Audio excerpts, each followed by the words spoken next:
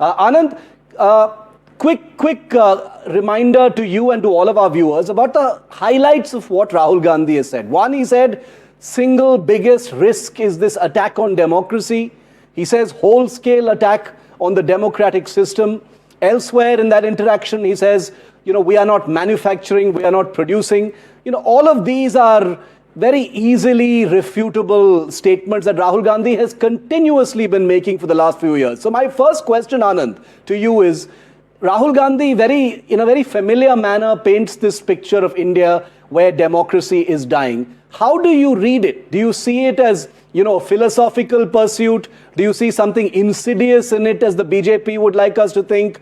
Do you think Rahul is just more comfortable outside because, things are so frustrating politically for him here in India? How do you read it, Anand?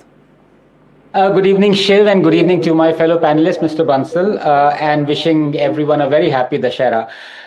Shiv, there is a thin line between truth and lies, between fact and fiction, and I'm afraid Rahul Gandhi has snorted it. Perhaps fitting that he has done so being in Colombia. But three things are constant in an Indian's life. The fact that he has to pay tax till his undergarments are shredded finer than a paper shredder can. The fact that wittingly or unwittingly he ends up walking on Waqf land, and the fact that every single waking day he is exposed to industrial scale lies of Rahul Gandhi. I have said this before, let me repeat. Making sense of Rahul is as easy as consuming rasam with chopsticks. I have exposed his lies on dozens of occasions, especially on this death of democracy, killing of constitution. But today's dish is special. I want to focus on that. He's talked of something else.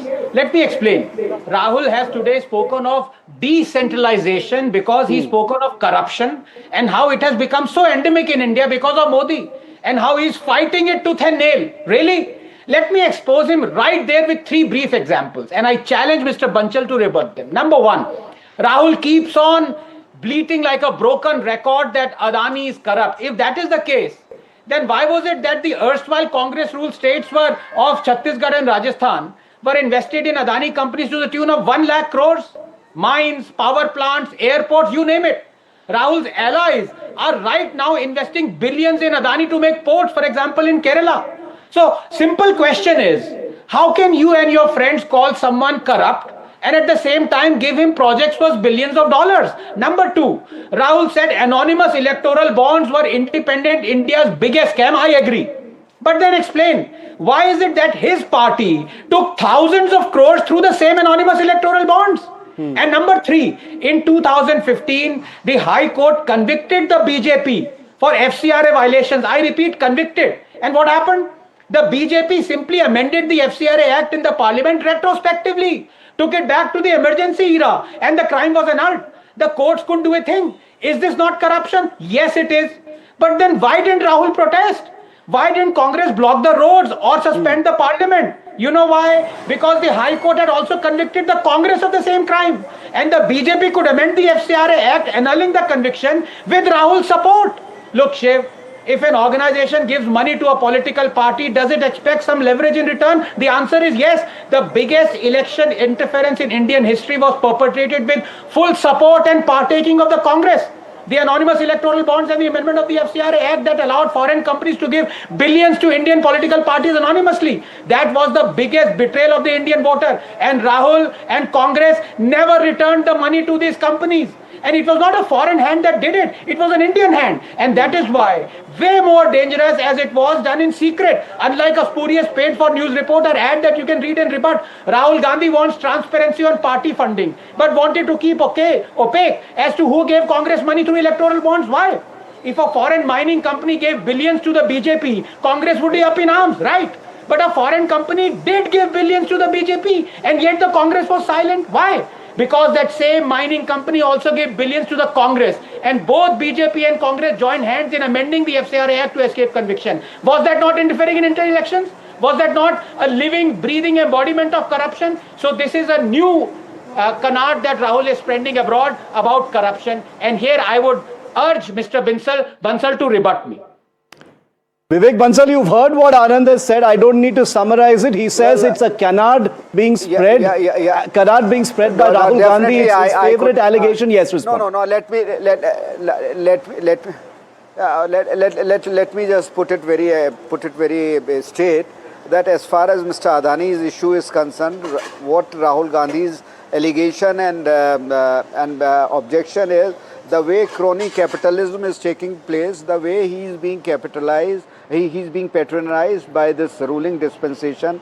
And secondly, the gap which everybody is talking about GDP growth and all that, but the disparity which is at the moment existing in the country, is it adequate justice to the majority of the people who are just barely touching or exceeding the poverty line? That is the main issue at the moment when he objects to Adani and Ambani basically. And corruption is definitely, I would say that definitely he raised up the issue. And as far as at that point of time, he was not leader of the opposition, and party was not in such large numbers as it is now. So we could not, our voice could be, just lost in the din by the ruling party members by just brute majority. But at the moment, he is raising up issues because he is leader of the opposition, his voice is being heard. And as far as raising this issue abroad is concerned, he is addressing, you see, it's not a question of abroad or now things are global. Whatever he says here also tends to get amplified there abroad as well. And Indian diaspora is there he is addressing them and he is raising the issues. Because they are also voters now with the new election laws and all, they are voters of this country. So why object on that? And Rahul Gandhi is raising, and let me tell you, as far as constitution and undemocratic, I'm coming to that. Vivek ji, I'm coming to the democratic part of it in my second question. I'm just hold on to that thought. I want to end the loop on the corruption issue. Anand, are you satisfied with that rebuttal, or you want to add to that?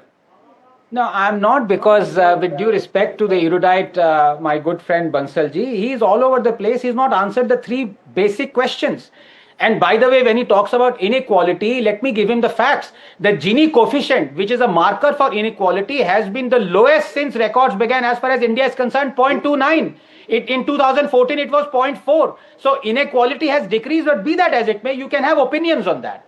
But the fact of the matter is, the three questions I asked was, simple question to Vinay Bansalji. You claim that a lawyer is intensely corrupt, his law firm is corrupt. Would you keep on hiring that lawyer and that law firm? Logic says no. Then please tell me, why did you keep on investing to the tune of 1 lakh crore in Adani companies? It's a simple yes or no question. We have not got a satisfactory answer to that so far.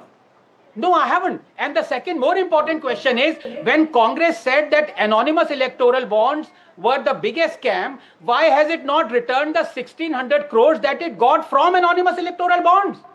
If it believes that was scam-tainted money, return it. And the third question is, when BJP was convicted of corruption, why did the Congress support it in amending the act that convicted the BJP? These were three direct questions. I again say, at that point of time, we did not have the numbers to heckle the government. At that time, at that point of time, we were in a minuscule. The numbers were minuscule. You voted. You voted for the amendment, and they used to bulldoze our voice. It was not even a question of the numbers. Now, just by you voted for the amendment, sir. That's the point. Tables have turned. At least our.